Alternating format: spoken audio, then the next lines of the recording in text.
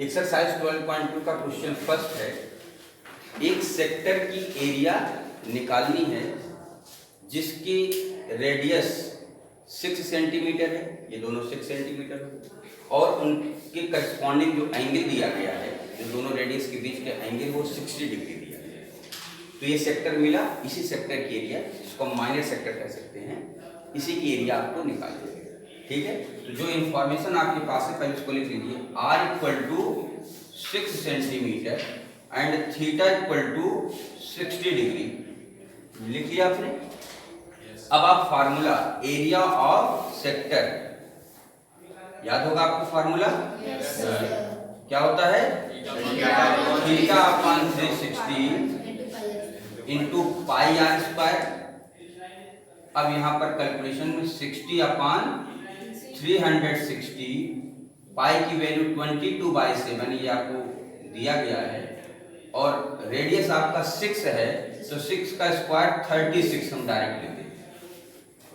अब देखिए 0 से 0 काट दीजिए और 36 से 36 पूरा कैंसिल हो जाएगा।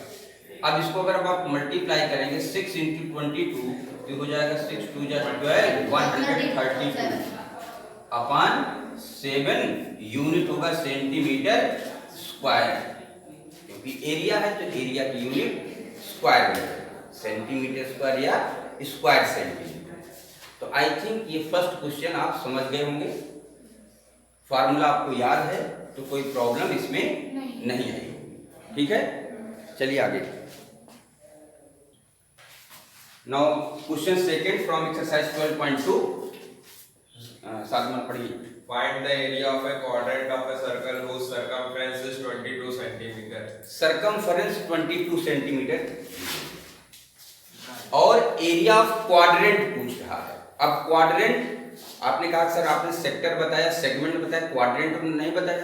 क्वाड्रेंट क्या होता है? कोई सर्किल को 4 इक्वल पार्ट में डिवाइड कर दो, तो ऐसे प्लस का साइन बनाओगे, ये 90 डिग्री पर रहेगा, तो एक हिस्से को हम लोग क्या कहेंगे? क्वाड्रेंट कहेंगे, 4th part, that is quadrant. ठीक है ना? करेक्ट? तो ये एक हिस्सा क्वाड्रेंट हुआ, तो हमको ये मालूम पड़ गया कि ये वाला एंगल कितना है? 90 डिग्री। इट मींस ये 90 डिग्री दिया गया है, लेकिन ये छुपा हुआ है। अब ध्यान से देखो, क्वाड्रेंट भी एक सेक्टर ही होता है, क्वाड्रेंट भी एक सेक्टर ही है, क्योंकि 2 रेडियस है और करस्पॉन्डिंग आर्क है। यहां पे देख लीजिए, ये दोनों रेडियस हो गई, ये आर्क हो गया, तो सेक्टर ही होता है क्वाड्रेंट। ठीक है, और दूसरा तरीका है क्वाड्रेंट का डायरेक्ट फार्मूला आप लिख सकते हैं 1/4 × पाई आर स्क्वायर, क्योंकि सर्किल का 4th पार्ट है, तो circle pi R square, it means quadrant 1/4 × pi R square. Direct भी लगा सकते हैं, सेक्टर से भी लगा सकते हैं, theta upon 360 into pi R square से भी लगा सकते हैं, और थीटा की वैल्यू क्या प्रूव करेंगे?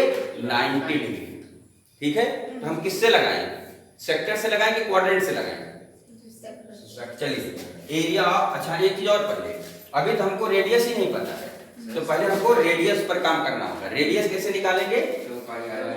हाँ, तो 2 पाई आर, सर्कमफ्रेंस ये होता है that equal to 22, 2 × 22/7 into r is equal to 22।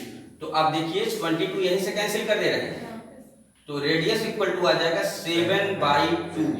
अब इसको 3.5 मत लिखो, क्योंकि कैलकुलेशन थोड़ा सा उससे ज्यादा डेसिमल में मल्टीप्लाई ज्यादा करना होगा, ये आसान रहेगा, 7/2 रहेगा।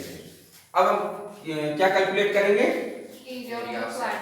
एरिया ऑफ सेक्टर या एरिया ऑफ क्वाड्रेंट, जो भी कहें, एरिया ऑफ सेक्टर मान लीजिए, फार्मूला लिख देते हैं, equal to theta upon 360 into pi R square, और थीटा की value 90 degree upon 360 degree into pi 22/7, radius यहां से लिख देंगे 7/2 इंटू 7/2 दैट इज 49/4। अब देखिए कैंसिल हो गया, यहां से 1/4 आ जाएगा, 9 4 36, यहां से कैलकुलेट कीजिए, 2 2 4 11 आ गया, यहां से कैंसिल कीजिए 7 आ गया। अब देखिए मल्टीप्लाई करके कितना हुआ? 77/8 सेंटीमीटर स्क्वायर। अब आप कहेंगे सर सेक्टर हमसे तो क्वाड्रेंट पूछा गया था, अरे वही चीज लिख दो। Finally so area of quadrant is equal to 77/8 centimetre square, that is the final solution. किसी को कोई डाउट?